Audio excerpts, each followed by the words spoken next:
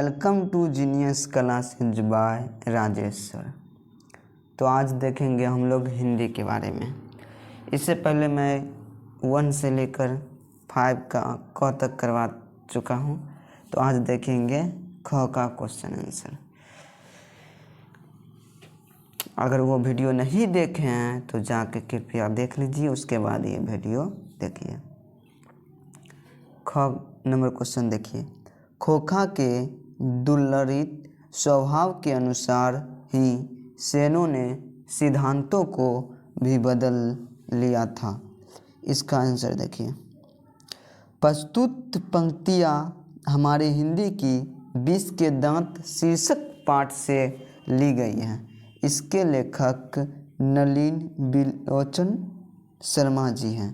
वे इस पंक्ति के माध्यम से यह कहना चाहते हैं कि सेन साहब के बेटे खोखा के बारे में बतला रहे हैं कि किस प्रकार वह लाड़ प्यार से बिगड़ा हुआ था। वह अपने माँ बाप को दुलारा था। यही कारण है कि सेन साहब उसकी खातिर परिवार के नियमों को बदल दिया था और उसकी पूरी छूट दे रखी थी। चलिए अब क्वेश्चन नंबर ग देखिए। ऐसे ही लड़के आगे चलकर गुंडे, चोर और डाकू बनते हैं। इस पंक्ति के माध्यम से कवि क्या कहना चाहते हैं, यही इसमें बतलाया गया है। तो देखते हैं इस पंक्ति के माध्यम से क्या कहा है कवि जी। तो देखिए, ये इम्पोर्टेंट बातें पहले 2-3 लाइन पढ़ लेते हैं। प्रस्तुत पंक्तियाँ हमारी हिंदी की 20 की दांत शीर्षक पाठ से ली गई है। इसके लेखक नलिन बिलोचन शर्मा जी हैं। वे इस पंक्ति के माध्यम से लेखक सेन साहब के विचारों को व्यक्त कर रहे हैं। यह लाइन इम्पोर्टेंट है, यह लाइन को माथा में सेट कर लीजिएगा। उसके बाद पढ़िए आप आंसर। सेन साहब मदन के पिता को बुलाकर उसे समझाते हुए यह कहते हैं कि इसे संभालो, नहीं तो आगे चलकर ऐसे ही बच्चे चोर। तो क्या कहते हैं देखिए, इसे संभालो नहीं तो आगे चलकर ऐसे ही बच्चे चोर, गुंडे और डाकू बना करते हैं। इसके बाद मदन के पिता ने मदन को खूब पिटाई की थी। इसके बाद देखिए घ नंबर में क्या दिया हुआ, क्या पंक्ति है, पंक्ति को पहले पढ़ लेते हैं। कहा है, हंस कौओं की जमात में शामिल होने के लिए ललक गया। तो देखते हैं इस पंक्ति के माध्यम से कवि जी क्या कहा। प्रस्तुत पंक्तियाँ हमारी हिंदी की 20 के दांत शीर्षक पाठ से ली गई है। इसके लेखक नलिन बिलोचन शर्मा जी हैं। वे इस पंक्ति के माध्यम से यह कहना चाहते हैं कि इस प्रकार सेन साहब के बेटा पीयूष मोहल्लों के बच्चों के बीच खेलना चाहता था, लेकिन मदन ने उसकी पिटाई कर दी क्योंकि वह उसके पिता सेन साहब के द्वारा शिकायत किए जाने की बात से गुस्सा था। अब क्वेश्चन नंबर 6 देखिए। सेन साहब के और उनके मित्रों के बीच क्या बातचीत हुई और पत्रकार मित्र ने उन्हें किस तरह उत्तर दिया। तो इसका आंसर देखिए। सेन साहब और उनके पत्रकार मित्र के बीच बच्चों के भविष्य की उपलब्धियां के बारे में बातचीत हुई। सेन साहब ने अपने मित्र को यह कहा, मैं अपने बेटों को इंजीनियर बनाने जा रहा हूँ। इस बात पर उनके मित्र ने जवाब देते हुए कहा है कि मैं चाहती हूँ कि मेरे बच्चे एक जेंटलमैन जरूर बने और जो कुछ बने उसका काम है, उसे पूरी आज़ादी रहेगी। देख लिए। अब देखिए क्वेश्चन नंबर 7। क्वेश्चन नंबर 7 देखने से पहले अगर वीडियो को लाइक नहीं किए हैं तो लाइक कीजिए और शेयर भी कर दीजिए ताकि ये वीडियो सभी बच्चे देख सकें। अब क्वेश्चन नंबर 7 देखिए, मदन और ड्राइवर के बीच के विवाद के द्वारा कहानीकार क्या बताना चाहता है। मदन और ड्राइवर के बीच के विवाद के द्वारा कहानीकार यह बताना चाहता है कि जब भी बड़े लोगों अर्थात अमीर लोग तथा गरीबों के बीच कोई झगड़ा होता तो दूसरे गरीब लोग भी अमीरों का ही साथ देता। समझ रहे हैं ना, यही होता, क्योंकि उन्हें लगता है कि निश्चय ही उस विवाद में गरीब की ही गलती होती।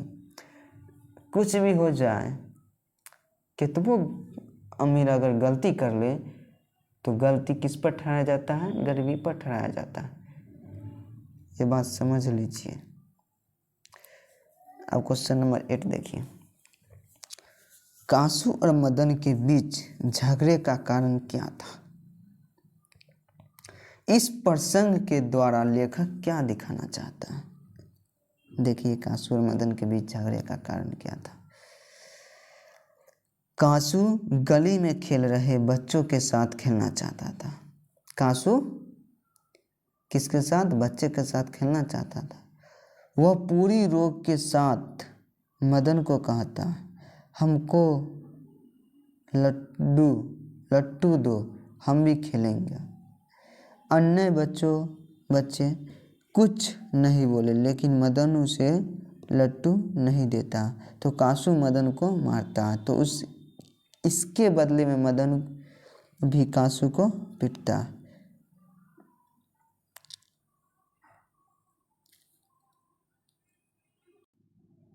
आगे देखिए, क्वेश्चन नंबर 9, महल और झोपड़ी वाले की लड़ाई में अक्सर महल वाले ही जीतते हैं, पर उसी हालत में जब दूसरे झोपड़ी वाले उनकी मदद अपने ही खिलाफ करते हैं।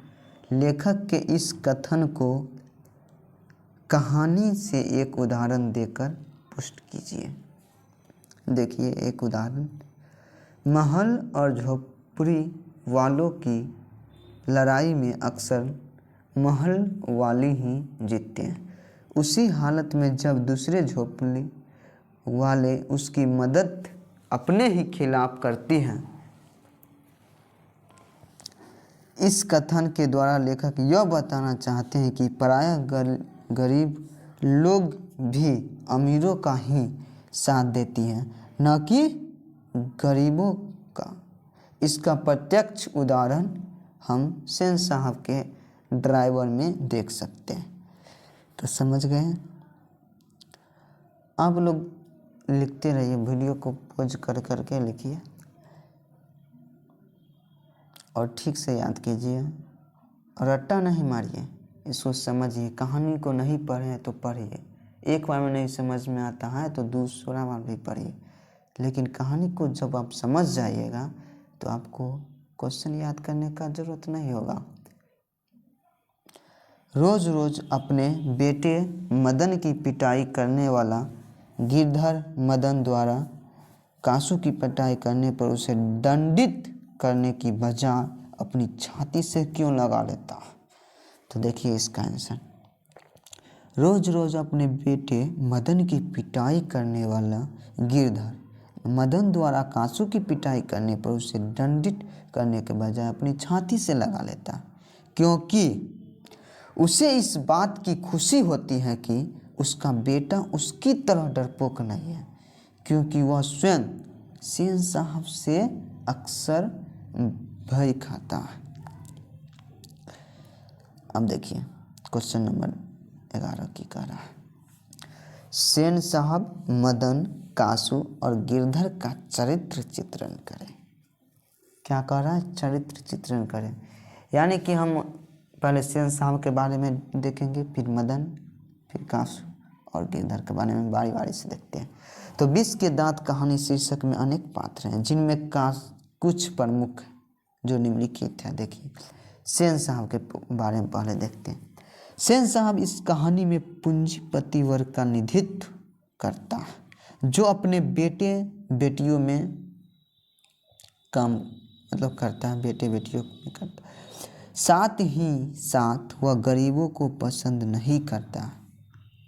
समझ रहे हैं ना सेन साहब को। अब मदन देखिए, मदन इस का प्रमुख पात्र है।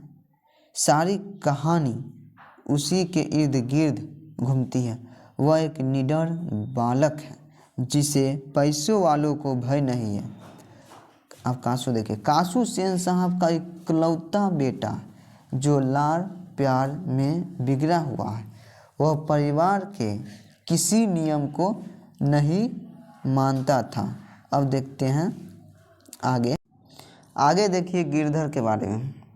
गिरधर मदन के पिता हैं। यद्यपि वह डरपोक प्रकृति के इंसान थे, इसलिए सेन साहब द्वारा शिकायत किए जाने पर अक्सर ही मदन को पीटते थे।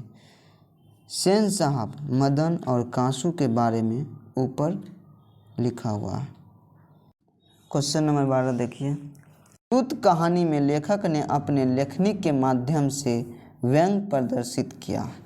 चाहे वह लड़के व लड़कियों के बीच दिखाया गया लिंग आधारित भेदभाव हो, या गरीब वर्ग तथा अमीर वर्ग के बीच होने वाला संघर्ष हो, या आधुनिक अभिकारकों द्वारा बच्चों पर थीपे जाने वाली